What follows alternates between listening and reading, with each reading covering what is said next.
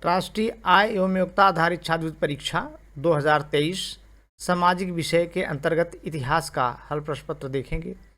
इसमें देखें, पहला प्रश्न है, वैदिक काल में ग्राम के प्रमुख को किस नाम से जाना जाता था? इसका उत्तर ग्रामणी है। उस समय भी ग्राम प्रमुख होते थे जिसको ग्रामणी कहा जाता था। अगला प्रश्न है, आलमगीर नामक पूरा स्थल निम्नलिखित में किस नदी के तट पर स्थित है? यह हिंडन नदी के तट पर, और यह हिंडन नदी यमुना नदी की सहायक नदी है। और आलमगीर जो पूरा स्थल है उत्तर प्रदेश के मेरठ जिले में स्थित है और सिंधु घाटी सभ्यता का सबसे पूर्वी स्थल है ये। अगला सवाल, दायमाबाद पूरा स्थल किस राज्य में स्थित है? इसका उत्तर महाराष्ट्र है। दायमाबाद भारत के महाराष्ट्र राज्य के अहमदनगर जिले में स्थित है। यह सिंधु घाटी सभ्यता का सबसे दक्षिणी स्थल है। दायमाबाद दक्षिणी स्थल है और जबकि हिंडन नदी के तट पर आलमगीर पूर्वी स्थल है। अगला प्रश्न, किस ग्रंथ में 16 महाजनपदों का उल्लेख है? यहाँ इसका उत्तर अंगुत्तर निकाय होगा। 16 महाजनपदों का उल्लेख बौद्ध ग्रंथ अंगुत्तर निकाय में और जैन ग्रंथ भगवती सूत्र में है। यहाँ अंगुत्तर निकाय ही इसका उत्तर सही है। अगला प्रश्न, चंपा अधोलिखित में किस महाजनपद की राजधानी थी? चंपा अंग की राजधानी थी। अगला प्रश्न, अशोक के पिता कौन थे? अशोक के पिता बिंदुसार, इसका उत्तर बिंदुसार होगा। अगला प्रश्न, प्रसिद्ध पुस्तक इंडिका के लेखक मैगस्थनीज हैं। ग्रीक लेखक मैगस्थनीज द्वारा यूनानी भाषा में यह लिखी गई है, जिसमें मौर्यकालीन तत्कालीन समाज, नगर आदि की जानकारी मिलता है। मैगस्थनीज चंद्रगुप्त मौर्य के शासनकाल में भारत आया था। अगला प्रश्न, आगरा शहर की स्थापना किसने की थी? इसका उत्तर सिकंदर लोदी ने किया था। 1504 ईस्वी में सिकंदर लोदी ने आगरा शहर की स्थापना की। अगला प्रश्न, हल्दी घाटी का युद्ध हुआ था। यह युद्ध मुगल सम्राट अकबर और महाराणा प्रताप के बीच हुआ था। इसका उत्तर ये चौथा सही है, अकबर एवं महाराणा प्रताप के बीच। 1576 ईस्वी में हल्दी घाटी का युद्ध मुगल सम्राट अकबर एवं मेवाड़ के महाराणा प्रताप के बीच लड़ा गया। यहाँ मुगल सेना के नेतृत्वकर्ता आमेर के मान सिंह प्रथम थे और मेवाड़ के नेतृत्वकर्ता महाराणा प्रताप स्वयं थे। अगला प्रश्न, मुर्शिदाबाद से मुंगेर अपनी राजधानी स्थानांतरित करने वाला बंगाल का नवाब कौन था? इसका उत्तर मीर कासिम है। मीर कासिम 1762 ईस्वी में अपनी राजधानी मुर्शिदाबाद से मुंगेर, जो बिहार में पड़ता है, स्थानांतरित किया था। अगला प्रश्न, असहयोग आंदोलन अधोलिखित किस वर्ष में आरंभ हुआ? इसका उत्तर पहला है 1920 ईस्वी में। 1920 ईस्वी में कलकत्ता में कांग्रेस के विशेष अधिवेशन में पास हुए असहयोग संबंधी प्रस्ताव का दिसंबर 1920 में हुए कांग्रेस के वार्षिक अधिवेशन की में पुष्टि कर दी गई थी और यह असहयोग आंदोलन 1920 ईस्वी में प्रारंभ हुआ। अगला प्रश्न, प्रथम गोलमेज सम्मेलन कब हुआ? प्रथम गोलमेज सम्मेलन नवंबर 1930 में लंदन के सेंट जेम्स महल में संपन्न हुआ। कांग्रेस की तरफ से इसमें किसी ने भाग नहीं लिया था। इसका उत्तर 1930 होगा। यह सम्मेलन जनवरी 1931 तक चला था। राष्ट्रीय आय एवं योग्यता आधारित छात्रवृत्ति परीक्षा 2023 में सामाजिक विषय के अंतर्गत भूगोल के प्रश्न पर हम अध्ययन करेंगे। यहाँ पहला प्रश्न है, मैंग्रोव वन कौन से वृक्ष पाए जाते हैं? मैंग्रोव वन में सुंदरी वृक्ष पाए जाते हैं। सुंदरबन भारत का सबसे बड़ा वन है। यह कोलकाता में से 110 किलोमीटर दूर 24 परगना जिले में है। ये वृक्ष कम ऑक्सीजन वाली मिट्टी में उगते हैं। किस देशांतर रेखा को भारतीय समय मापक से जोड़ा गया? इसका उत्तर 82.5 डिग्री पूर्व। वास्तव में ये कहीं कहीं 82 डिग्री 30 मिनट अथवा 82.5 डिग्री लिखा रहता है। तो दोनों उत्तर सही है। भारतीय मानक समय IST इंडियन स्टैंडर्ड टाइम की गणना 82.5 डिग्री पूर्वी देशांतर रेखा पर की जाती है। यह रेखा उत्तर प्रदेश, मध्य प्रदेश, छत्तीसगढ़, उड़ीसा, आंध्र प्रदेश से होकर के गुजरती है। IST की गणना उत्तर प्रदेश के मिर्ज़ापुर स्थित घंटाघर से 82.5 डिग्री पूर्वी देशांतर या 82 अंश 30 मिनट पूर्वी देशांतर के आधार पर की जाती है, जो ग्रीनविच मीन टाइम GMT से 5 घंटा 30 मिनट आगे है। गर्म जल धारा का उदाहरण है, इसमें Kuroshio, Somali, gulf stream, El Nino आदि गर्म धाराएं हैं।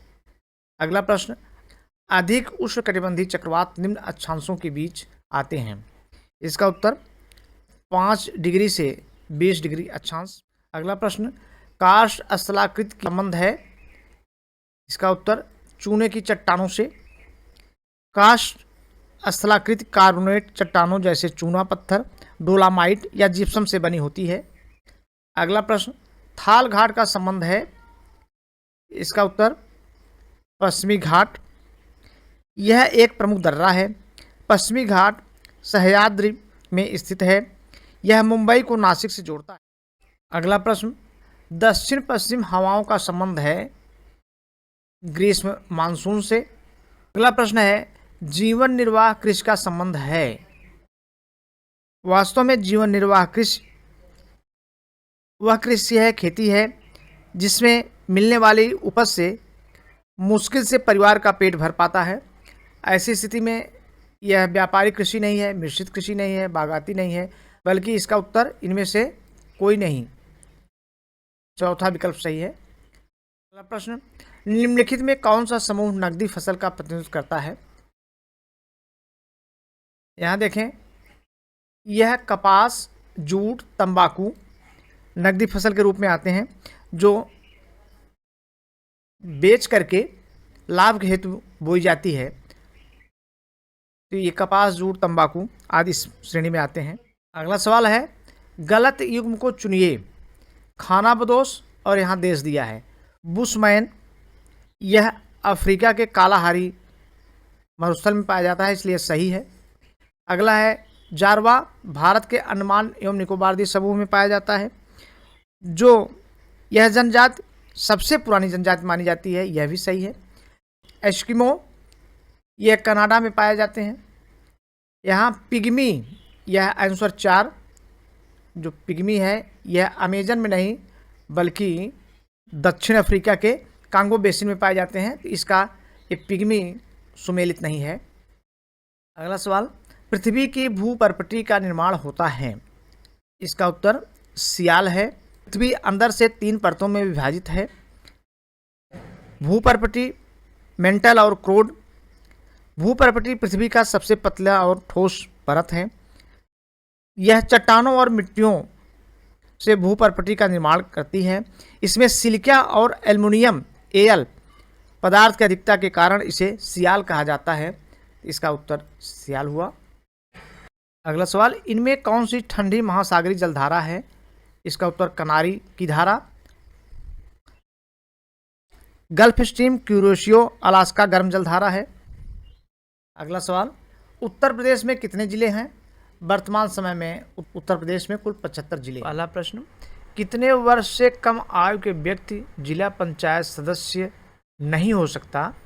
इसका उत्तर है 21 वर्ष। अगला प्रश्न, स्वच्छ भारत मिशन किस वर्ष लागू किया गया। इसका उत्तर 2014 है। स्वच्छ भारत मिशन, इसका शॉर्ट फॉर्म SBM 2 अक्टूबर 2014 को देश भर में व्यापक तौर पर शुरू किया गया। अगला प्रश्न, निर्वाचन आयोग की स्थापना कब की गई। इसका उत्तर 25 जनवरी 1950 में। भारतीय संविधान के अनुच्छेद 324 के तहत संसद, राज्य विधानमंडलों, राष्ट्रपति एवं उपराष्ट्रपति पदों के निर्वाचनों की निदेशन और नियंत्रण के लिए निर्वाचन आयोग का प्रावधान है। अगला प्रश्न, भारतीय संविधान की प्रारूप समिति के अध्यक्ष कौन थे? इसका उत्तर डॉक्टर भीमराव अंबेडकर। 29 अगस्त 1947 को संविधान सभा ने सर्वसम्मत से डॉक्टर भीमराव अंबेडकर को प्रारूप समिति का अध्यक्ष चुना था।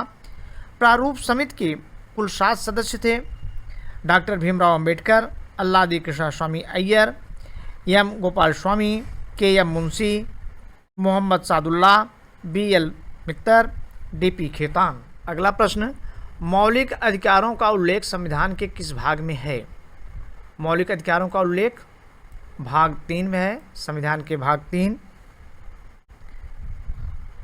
और राज्य के नीति निर्देशक तत्व भाग 4 में हुए। अगला सवाल है, मौलिक कर्तव्य की संख्या। मौलिक कर्तव्यों की संख्या 11 है। इसका उत्तर 11 होगा। वास्तव में मौलिक कर्तव्य रूस के संविधान से लिया गया है। इन्हें 42वें संविधान संशोधन द्वारा 1976 द्वारा स्वर्ण सिंह समिति की सिफारिशों पर संविधान के भाग 4A में शामिल किया गया। मूल रूप से 10 मौलिक कर्तव्य लिए गए थे।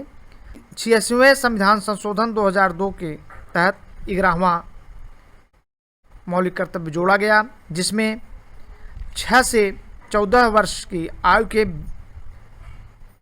बीच के अपने बच्चों को शिक्षा का अवसर प्रदान करना है। अगला प्रश्न, अनुच्छेद 52 का संबंध है।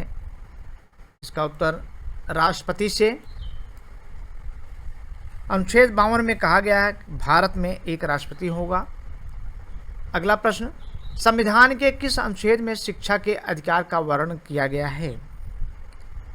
इसका उत्तर 21 का। संविधान के 86वें संविधान संशोधन 2002 द्वारा अनुच्छेद 21 का जोड़ा गया, जिसमें मौलिक अधिकार के रूप में 6 से 14 वर्ष की आयु के समूह में सभी बच्चों को मुफ्त एवं अनिवार्य शिक्षा का प्रावधान है। अगला प्रश्न, राज्य के नीति निर्देशक तत्व में क्या शामिल है जो मूल अधिकार में नहीं है? इसका उत्तर है कुटीर उद्योग का प्रोत्साहन। अगला प्रश्न, निम्न में से कौन सुरक्षा परिषद का अस्थायी सदस्य नहीं है? आप देखें, सुरक्षा परिषद के अस्थायी सदस्य चीन, ब्रिटेन, रूस तीनों हैं। इसमें इटली नहीं है। चीन, फ्रांस, संयुक्त राज्य अमेरिका, रूस और ब्रिटेन अस्थायी सदस्य हैं। कुल सदस्यों की संख्या 15 है, जिसमें 5 अस्थायी हैं और 10 अस्थायी।